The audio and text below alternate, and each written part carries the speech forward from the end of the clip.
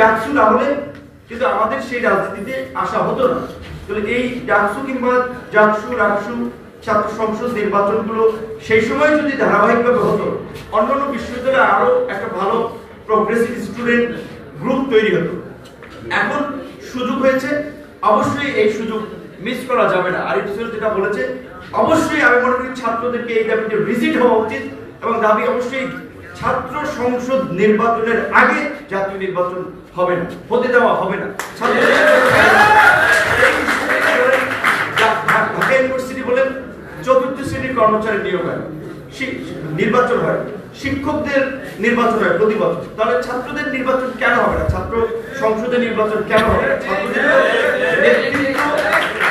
তাদের নেতৃত্ব তৈরির পাশাপাশি শিক্ষার্থীদের দাবি দেওয়া নিয়ে প্রশাসনের সাথে একটা নিবিড়ভাবে কাজ করার সুযোগ আছে। এখন তো বৈষম্য বিরোধী আন্দোলনের ফোকাস নেতৃবৃন্দ একটি স্পেস পাচ্ছে, এটা তো বেশি দিন থাকবে না। যদি একটা ন্যাশনাল ইলেকশন হয় 1 বছর পরে আর থাকবে না।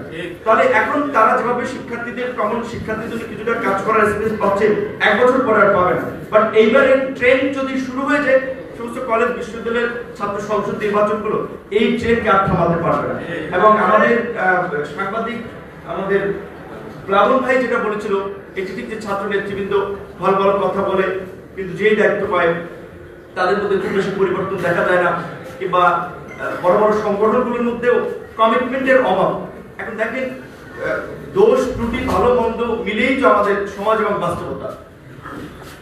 60-70-এর দশকের ছাত্র রাজনীতিটা আপনার বিশেষ করে আমরা যদি ধরি এরশাদের সময় 80-র দশকের ছাত্র রাজনীতি কিন্তু অনেক ডিফারেন্ট।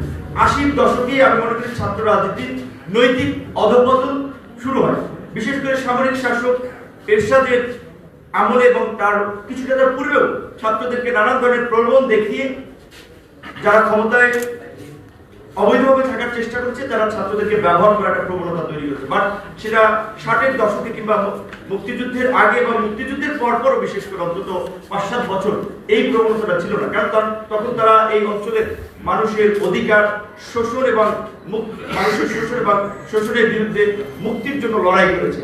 জাতীয়তাবাদের প্রশ্নে তারা এক এবং ঐক্যবদ্ধ ছিল। আবার যখন দেশ স্বাধীন হয়েছে তখন কিন্তু বিভিন্ন ধরনের বিভাজন তৈরি হয়েছে। ঠিক এখন যেটা বলছেন যে 24-এর গণ অভ্যুত্থানের পূর্বে এক ধরনের রাজনীতি ছিল, এখন আরেক ধরনের রাজনীতি হচ্ছে। আচ্ছা, এই গণ অভ্যুত্থানের আগে কেউ কি বলছিল এইখানে যদি শিবির থাকে আমি এখানে রাস্তায় নামবো না, এখানে জামাত থাকলে আমি নামবো না, ওইখানে বাম থাকলে আমি নামবো না? তাহলে এখন কেন এরকম একটা বিগ পরিবর্তনের পরে এখন এই যে আজকের এখানে দুটো ছাত্র সংগঠন এসে আবার বলছে যে শিবির থাকলে তারা থাকবে না? আর শিবিরের অপরাধ ছাত্র সংগঠনগুলোর যেগুলো ন্যূনতম আদর্শিক চর্চা করে শিবির ইজ অন অফ দেম, এটা অস্বীকার করা হয়নি। তাদের চোখ খারাপ কাজ যদি থাকে তাদের বিরুদ্ধে অভিযোগ অনেকে বলছে, আমরা শুনে আসছি রক কাটে, এইটা করে ওইটা করে, কিন্তু আমরা দেখি নেই। যদি রক কাটে তার বিরুদ্ধে আপনারা দাঁড়ান, কিংবা তাদের যদি অপকর্ম হয় সবাই দাঁড়ান, শুধুমাত্র শিবির না, শুধু অধিকার পরিষদ, বৈষম্য বিরোধী আন্দোলন, বাম সংগঠন যারাই করুন, যারা শিক্ষার্থীদের বিরুদ্ধে অবস্থান নেবে কিংবা শিক্ষার পরিবেশে বিঘ্ন ঘটাবে তাদের বিরুদ্ধে দাঁড়ান। কিন্তু আপনারা যেমন কামরুল স্যারের কিছুদিন আগে দেখলাম কয়েকজন ছাত্ররা একটা বিষয়ে প্রতিক্রিয়া দেখিয়েছে এবং সেজন্য তালা মারার মতো পরিস্থিতি এরকম হুমকি দিচ্ছে। এখন তারা কিন্তু, আমি যতদূর জানি বিশ্ববিদ্যালয়ে পড়ি না, একটা প্রোগ্রেসিভ মুভমেন্টে সবসময় তার একটা ব্যক্তিগত ভূমিকা আমরা লক্ষ্য করেছি। এবং বিশেষ করে এখানকার ছাত্র শিক্ষকদের মধ্যে যে বন্ডিং, সত্যিকার অর্থে এটা অন্যান্য বিশ্ববিদ্যালয়ে কম আছে।